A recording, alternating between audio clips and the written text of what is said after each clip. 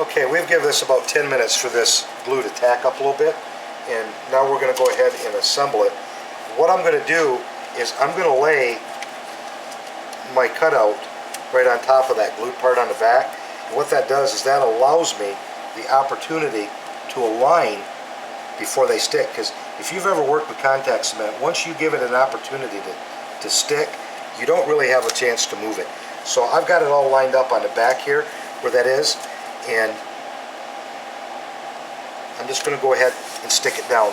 Now you can see where I overcut the bottom piece, and I did that on purpose. Okay, now I can take my paper out of here and I can press my back down. Now I've just laminated these two together now, and the leather was curved to begin with. Now it's got it nice and flat where I'm able to work on it. Now, and again, I'll shut the video off. You're going to have a lot of breaks in this video because there's a lot of steps. But I'm going to take my knife and I'm going to go around and I'm going to trim the excess off and get them so that they're both very close to the same size. Then what I'm going to do is I'm going to actually grind my edges so I have a finished edge all the way around. And I'll show you two different ways that I do it, and then I'll show you the other steps that we do. And right now, I had mentioned before, I've had people comment about how well this leather cuts, because that's thick leather. I don't know if you can see that good, but right now that's a 1/4 of an inch right there, and that's a lot with leather. And this knife, I wish I could get more. I did buy a couple of them, but I wish I had more of them. What I do to sharpen my knives, I use a diamond stone. I get it close, and I hand sharpen. I don't use any of the jigs or fixtures, but the key to getting a good sharp knife, I just took a thin piece of oak and I put a piece of leather on it, smooth side up, and I just use, you can use rubbing compound, I've used Simichrome, I've used toothpaste, but buffing compound. This is actually a buffing compound because I do a lot of metal work, and the green I use on my brass. It's for a non-ferrous, but it gives a real smooth finish. And you smear that right on your leather. It's glued right to the board, and I use it as a strop. And it don't take very much to bring it back when you've got good steel, because these are good steel. And it don't take too much to bring it back, and that's why it cuts so well. This is really like a razor blade. And anyhow, I'm going to cut the video. I'll go ahead and cut this all around, and I'll get set up, and then I'll show you how we grind it. Okay, it only took us about 5 minutes to trim this up.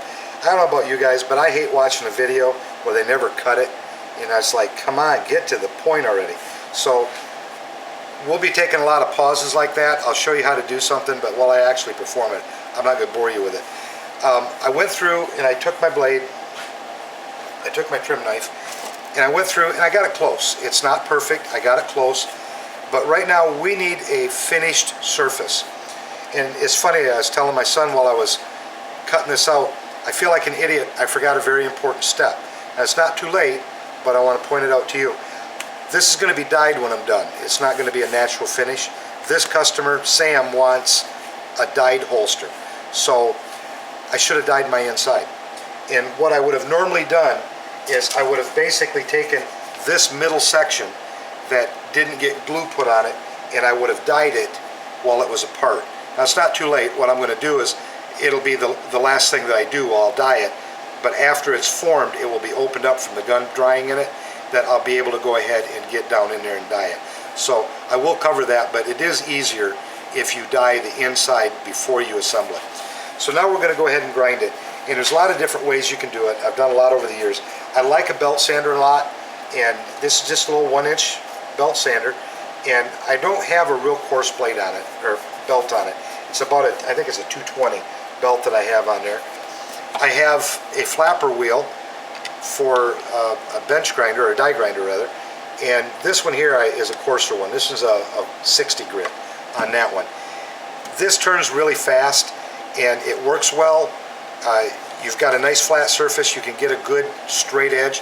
I've got some edges that are pretty long, and this is probably a better choice for that, but I'll tell you, if you bear down too hard on it, you'll burn your leather. Your belt sander, this is going to be a lot nicer for doing your radiuses.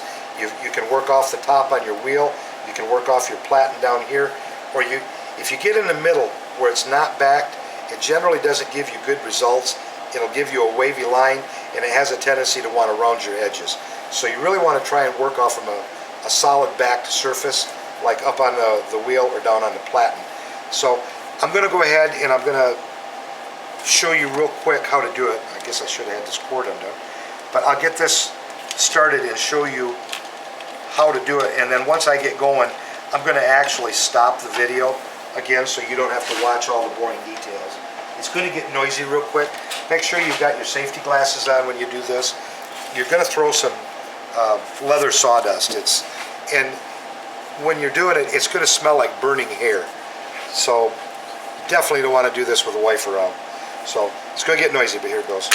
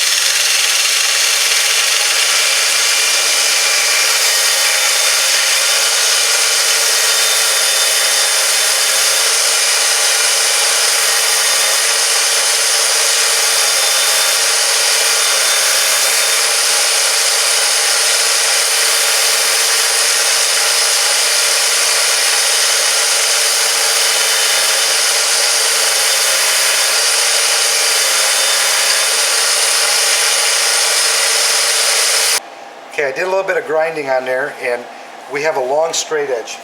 And like I had mentioned before, for a long straight flat surface, I really prefer the flap wheel.